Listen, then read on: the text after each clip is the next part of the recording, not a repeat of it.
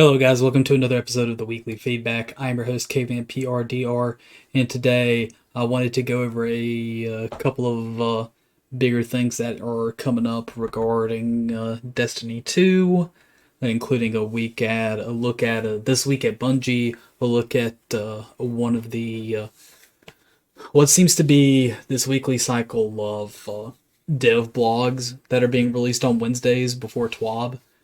So I think these are interesting to look at. I've got some Bungie help things to look at as well. So we'll start with the very first thing, which was occurring earlier this week. Players are reporting losing seals, triumph progress, and some triumphs reset after updating the game. Stand by for more updates. So this was occurring during the patch on Tuesday for 6.3.0.5, I believe. So basically, that patch came through on Tuesday like the normal weekly reset. People started losing seal, triumph, progress, and stuff like that.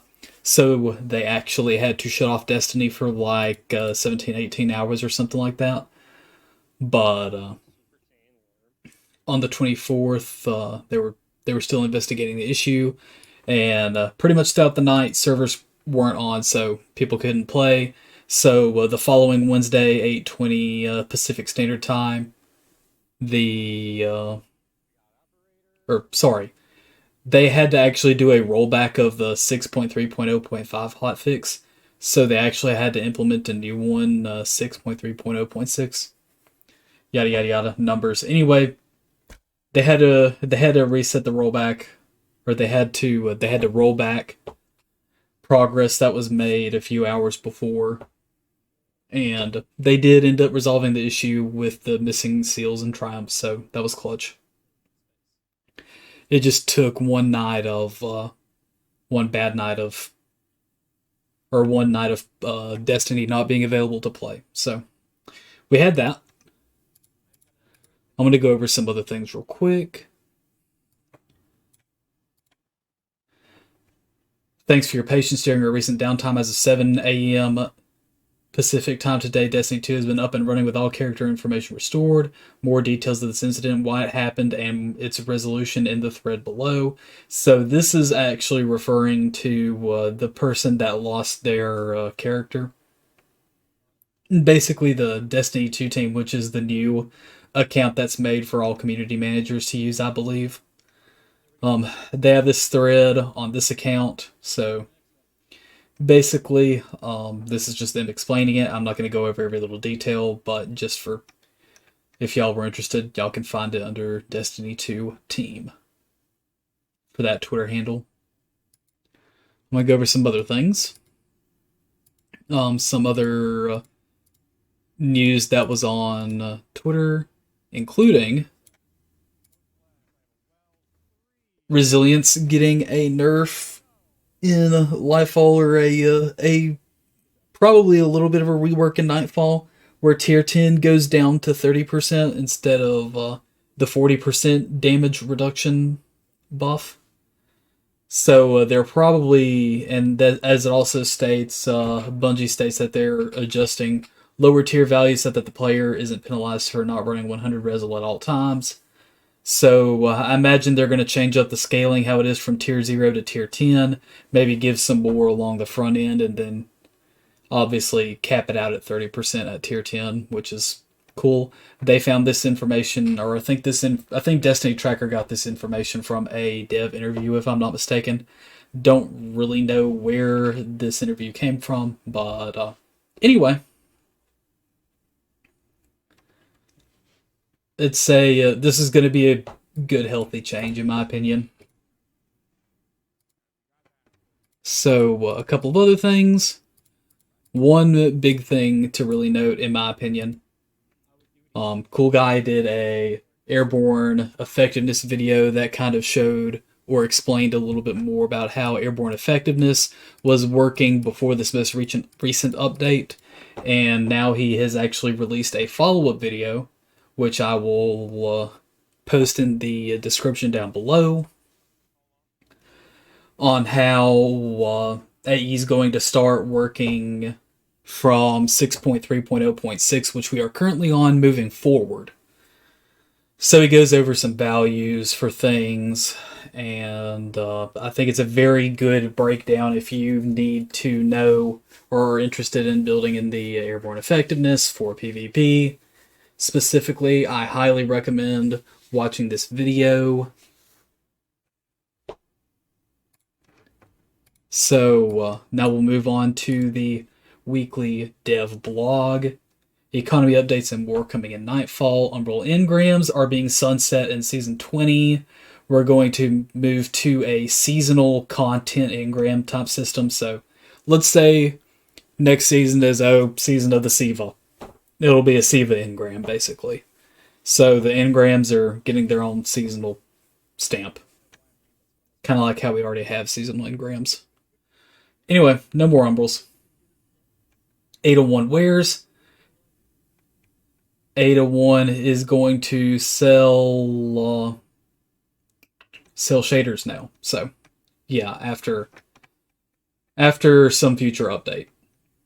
Now we're going to go to Vanguard and Nightfall focusing. Starting in Season 20, Commander Zavala will offer players the ability to focus Vanguard weapons and armor. Vanguard will be the final of the core rituals to get comprehensive engram focusing options. I really like this.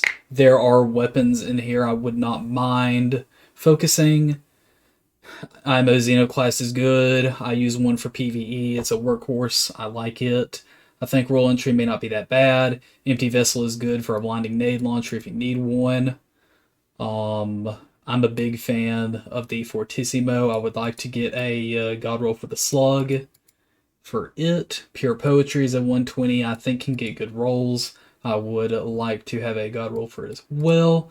Prolonged Engagement, I would like to get a PvE God Roll to see if I would really like using it with Stasis in PvE.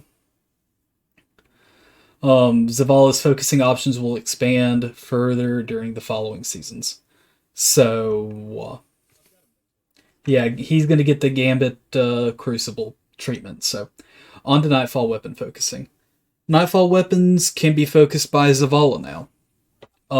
In Season 20 will be Malicious Birthright, Mindbenders, Wendigo, Hung Jury, the Swarm, and Buzzard. So, Buzzard's making a return, the Swarm's making a return.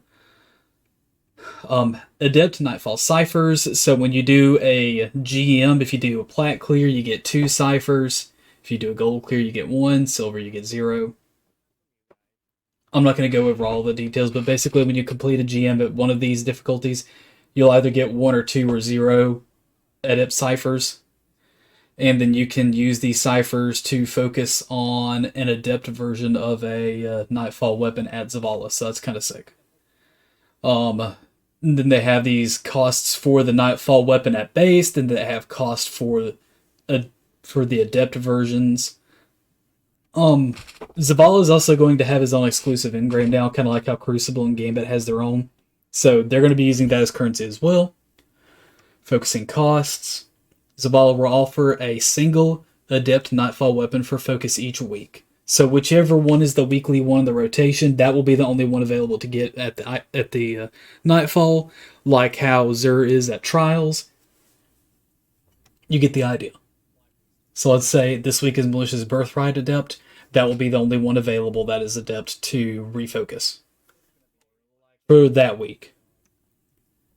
Legacy gear focusing. So there's going to be armor sets from Crucible, Vanguard, that can be refocused to acquire, basically. Vanguard, Nightfall weapons available for legacy focusing include Plug 1, Uzume, the Hothead Comedian, Duty Bound, Silicon Roma, DFA, and Horror's Least. So Horror's Least and DFA are leaving the Nightfall rotations. We are on Horror's Least this week. And by the time the video releases, it'll probably be the last night that you'll have it available. So if you're wanting Adept Horror's Least, this is probably going to be your last chance to get one. So hop on it. DFA is going to be Adept here, or DFA is going to be the weapon probably here in a few weeks as well. I don't exactly know what the rotation is. But DFA is also going to be going out of the rotation and into the Vanguard Nightfall weapons available. So whenever these hit Zavala to be focused, you will not be able to get the adept form. And here mentioned is the costs and some armors that you can also acquire.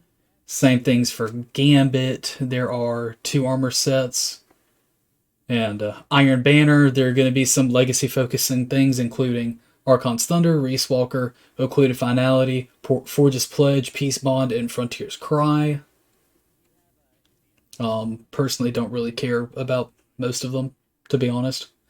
Old Iron Banner armors will be available, and there will also be a focusing cost. Trials of Osiris is going to have legacy focusing as well, which includes Shira's, Reed's Regret, Aisha's Embrace, Burden of Guilt and Forgiveness. So, Burden of Guilt and Forgiveness will be rotating back out of the current set of trials weapons available, and we'll be going over what will replace those later. So, adept versions of these will not be available for focusing whenever legacy focusing releases. The trials armor sets that will be available are Pyrrhic Ascent and Exile. Both of these, I think, are pretty cool looking armor sets. So, especially Exile, I can see the trials population going up a good bit a couple weekends for Exile. So, let's go on to, then he talks about the cost right here. And then they talk about the lowering focusing costs in general. So, we're going to talk about some weapons that are leaving Season 19, Trials, Forgiveness, and Burden of Guilt are leaving. Weapons being added. Astral Horizon is being added again, I believe, for the second time, and Immortal. The Immortal SMG could be adaptive, could be lightweight, could be aggressive, who knows. Iron Banner, Razor's Edge, and Frontier's Cry are leaving. Jorum's Claw and Bite of the Mark are replacing. Nightfall weapons leaving are Horror's Least and DFA, and the ones that are being added are the Buzzard and the Swarm. So, that was the dev blog, economy updates and more coming in Nightfall. Post a link for that down below. I would highly recommend that. Anyone that really likes in-game activity, give this a read. And last but not least, this week at Bungie. So, not a whole lot. Yesterday's Triumphs fix and rollback. So basically, they talked a little bit about the rollback that I mentioned earlier because of 6.3.0.5 literally breaking the game. And Creepy Crawly Life, they talk about the skins that they're basically going to let the community vote and decide which skin idea that they want for Festival of the Lost. So this first one right here is Team Spider, and the second one is Team Beetle. I'm seeing a lot of support for Team Spider, and I'm going to be honest with you, I think I'm Team Beetle. I think Beetle just looks kind of cool. Maybe I just like the color of the outfits better. The orange and kind of brown. Maybe I like it a little bit more than the kind of the green and the black. I don't know. Personally, I'm Team Beetle. But let me know what you would vote for down in the comments. Upcoming content changes, so they talk a little bit about the weekly deep sight red border weapon focusing from the XO frame at the helm will be adjusted to daily availability for the remainder of the season to help players craft those final weapons before Lightfall arrives. So that is the war table, the Crown of Sorrow, the XO frame, and the star chart. The seasonal weapons that you can focus, you can get the red borders daily now instead of weekly. So if there are weapons that you're wanting to get, recommend hopping on now. They also talk about Iron Banner reputation being gained when Fortress returns on January 31st. That's going to be this upcoming reset. Season of the Seraph ending soon, which ends February 28th because that's when Lightfall begins. And that's pretty much it for the TWAB. And really anything that I had to note. If you have any questions or comments, let me know down below. Let me know if you're excited about legacy focusing. I low-key am kind of excited about legacy focusing. And I may even try to keep farming out. I may try to get back into the Nightfalls and see if I can try to get a kill clip Horror's Least before it goes away. I'm probably not going to farm GMs because I'm sweaty, but I'm not that sweaty for PvE. So, if y'all have any thing that y'all are excited about upcoming, let me know in the comments. Have a good day.